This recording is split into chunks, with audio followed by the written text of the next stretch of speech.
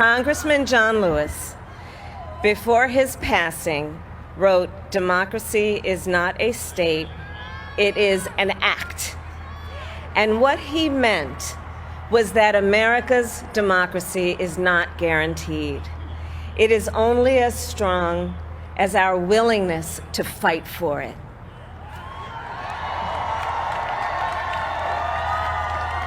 To guard it and never take it for granted.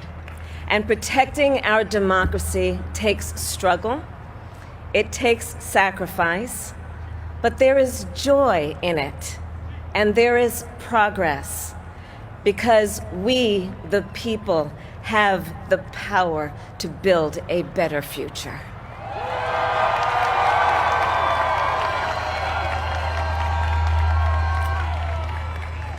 And when our very democracy was on the ballot in this election, with the very soul of America at stake, and the world watching, you ushered in a new day for America.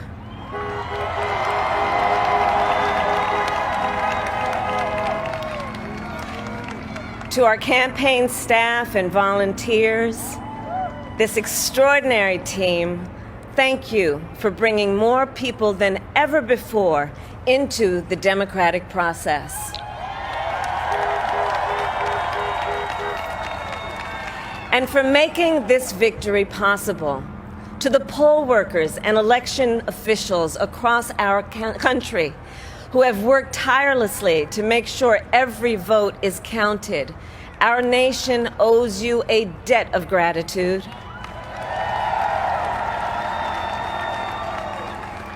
You have protected the integrity of our democracy. And to the American people who make up our beautiful country, thank you for turning out in record numbers to make your voices heard.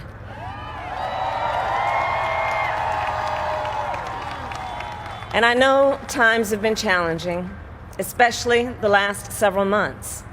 The grief, sorrow, and pain, the worries and the struggles. But we have also witnessed your courage, your resilience, and the generosity of your spirit. For 4 years, you marched and organized for equality and justice, for our lives and for our planet. And then you voted.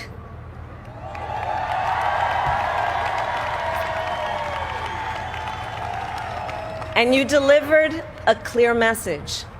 You chose hope and unity, decency, science, and yes, truth.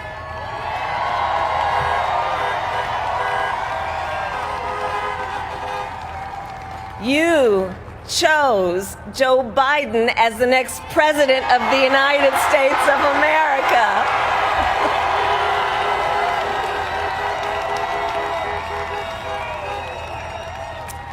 And Joe is a healer, a uniter, a tested and steady hand, a person whose own experience of loss gives him a sense of purpose that will help us as a nation reclaim our own sense of purpose. And a man with a big heart who loves with abandon. It's his love for Jill, who will be an incredible First Lady.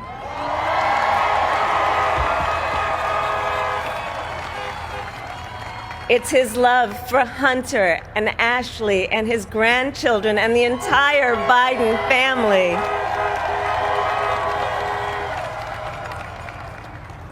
And while I first knew Joe as vice president, I really got to know him as the father who loved Bo, my dear friend who we remember here today. And to my husband, Doug,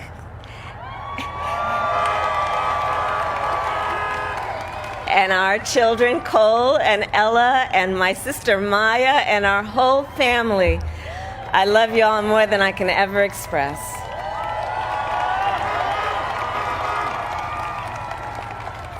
We are so grateful to Joe and Jill for welcoming our family into theirs on this incredible journey. And to the woman most responsible for my presence here today, my mother, Kamla Gopalan Harris, who is always in our hearts. When she came here from India at the age of 19, she maybe didn't quite imagine this moment. But she believed so deeply in an America where a moment like this is possible. And so I am thinking about her and about the generations of women, Black women,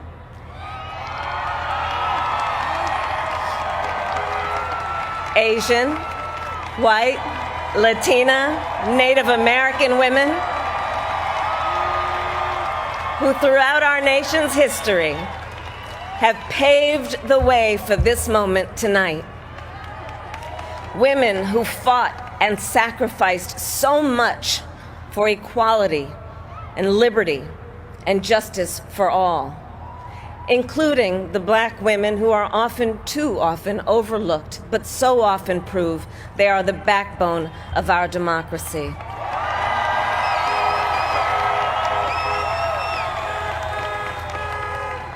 All the women who have worked to secure and protect the right to vote for over a century, 100 years ago with the 19th Amendment, 55 years ago with the Voting Rights Act, and now in 2020 with a new generation of women in our country who cast their ballots and continued the fight for their fundamental right to vote and be heard.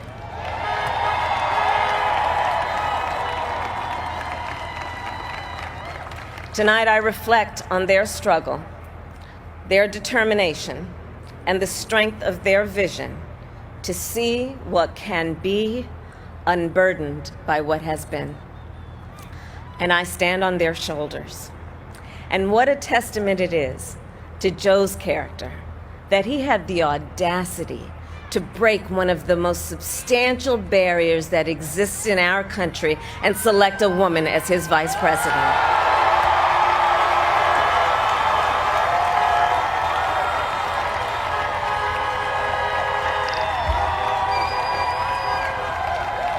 But while I may be the first woman in this office, I will not be the last.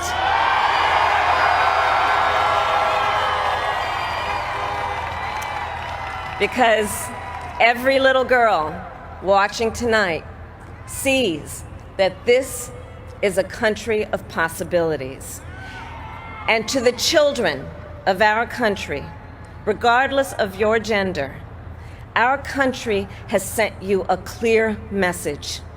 Dream with ambition, lead with conviction, and see yourselves in a way that others may not, simply because they've never seen it before.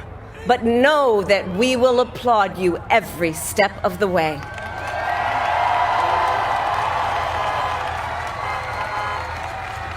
And to the American people, no matter who you voted for, I will strive to be a vice president, like Joe was to President Obama, loyal, honest, and prepared, waking up every day thinking of you and your family.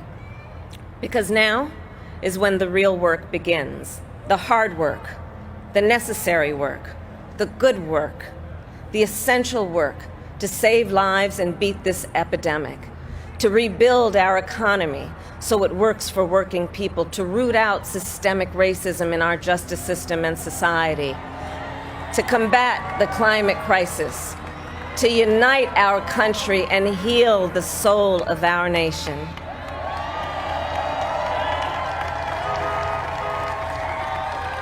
And the road ahead will not be easy, but America is ready. And so are Joe and I.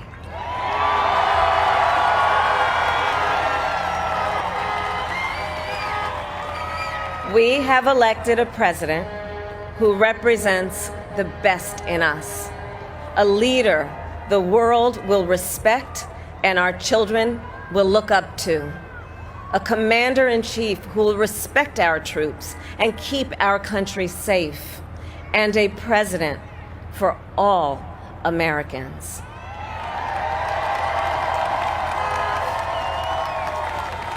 And it is now my great honor to introduce the President-elect of the United States of America, Joe Biden.